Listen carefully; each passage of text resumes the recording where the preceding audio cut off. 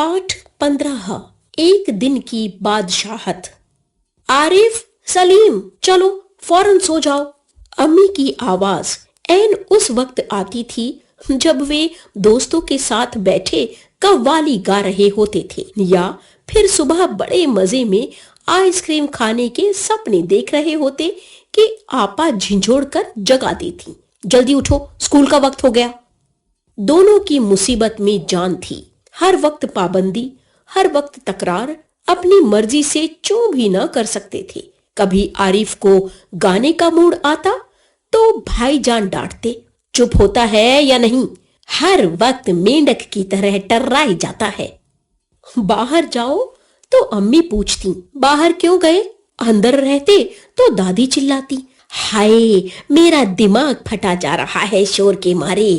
अरे रजिया, जरा इन बच्चों को बाहर हाँक दे, जैसे बच्चे ना हुए मुर्गी के चूजे हो गए। दोनों घंटों बैठकर इन पाबंदियों से बच निकलने की तरकीबें सोचा करते।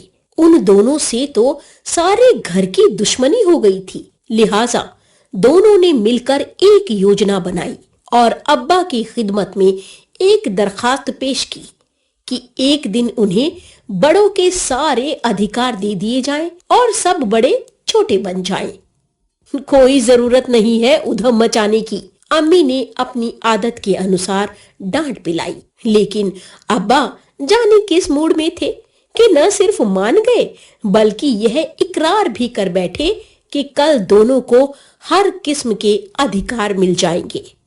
अभी सुबह होने में कई घंटे थे कि आरिफ ने अम्मी को झिंझोड़ डाला, अम्मी जल्दी उठिए, नाश्ता तैयार कीजिए। अम्मी ने चाहा कि एक झापड़ रसीद करके सोती रहीं, मगर याद आया कि आज तो उनके सारे अधिकार छीने जा चुके हैं। फिर दादी ने सुबह की नमाज पढ़ने के बाद दवाएं, खाना और बादाम का हरीरा पीना शुरू किया तो आरिफ ने उन्हें रोका। तौबा है दादी, कितना हरीरा पिएंगी आप, पेट फट जाएगा। और दादी ने हाथ उठाया मारने के लिए। नाश्ता मेज पर आया तो आरिफ ने खानसामा से कहा, अंडे और मक्खन वगैरह हमारे सामने रखो, दलिया और दूध बिस्कुट इन सबको दे दो। आपा ने कहर भरी नजरों से उन्हें घूरा, मगर बेबस थीं, क्योंकि रोज की तरह आज वह तरमाल अपने लिए नहीं रख सकती थीं। सब खाने बैठे तो सलीम ने अम्मी को टोका, अम्मी जरा अपने दांत देखिए, पान खाने से कितने गंदे हो रहे हैं। मैं तो दांत मांज चुकी हूँ, अम्मी ने टालना चाहा। नहीं, चलिए उठिए, अम्मी निवाला तोड़ चुकी थी, मगर सलीम ने जबरदस्ती कंधा पकड़कर उन्हें उठा दिया।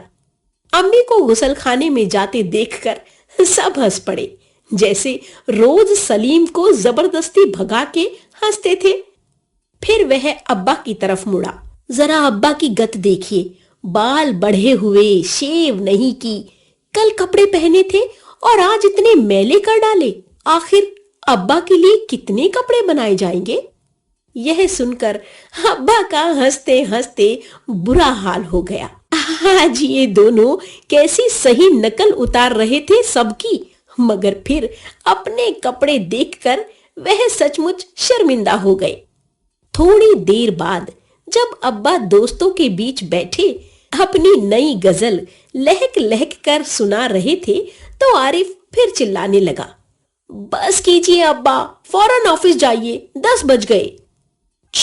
चुप, अब्बा डांटते डांटते रुक गए।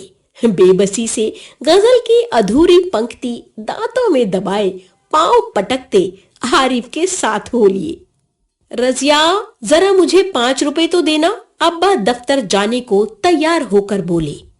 5 रुपए का क्या होगा, कार में पेट्रोल तो है।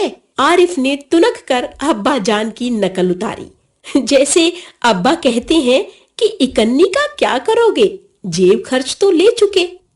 थोड़ी देर बाद खानसामा आया, बेगम साहब आज क्या पकेगा? आलू, गोश्त, कबाब, मिर्चों का सालन, अम्मी ने अपनी आदत के अनुसार कहना शुरू किया। नहीं, आज ये चीजें नहीं पकेंगी। सलीम ने किताब रखकर अम्मी की नकल उतारी। आज गुलाब जामुन, गाजर का हलवा और मीठे चावल पकाओ। लेकिन मिठाइयों से रोटी कैसे खाई जाएगी?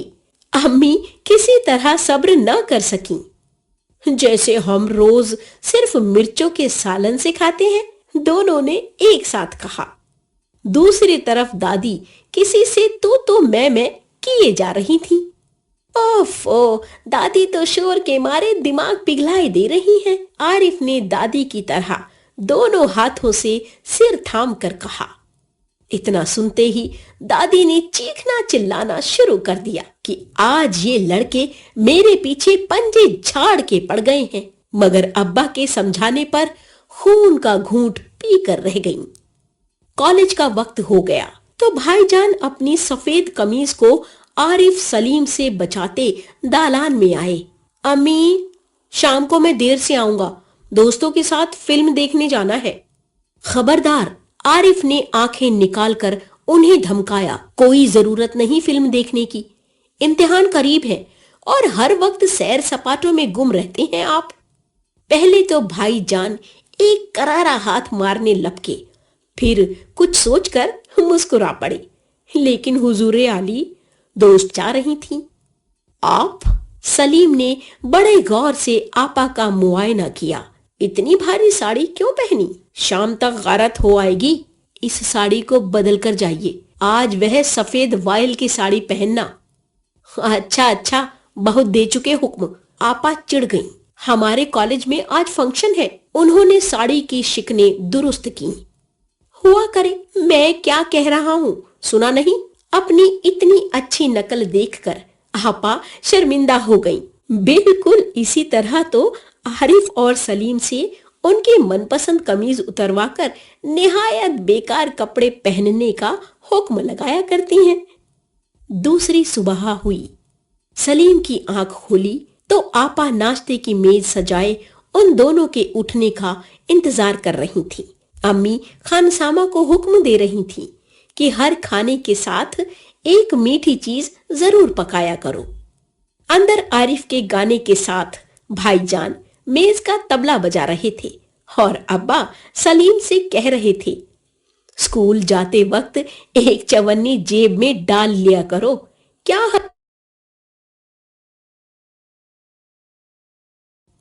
पाठ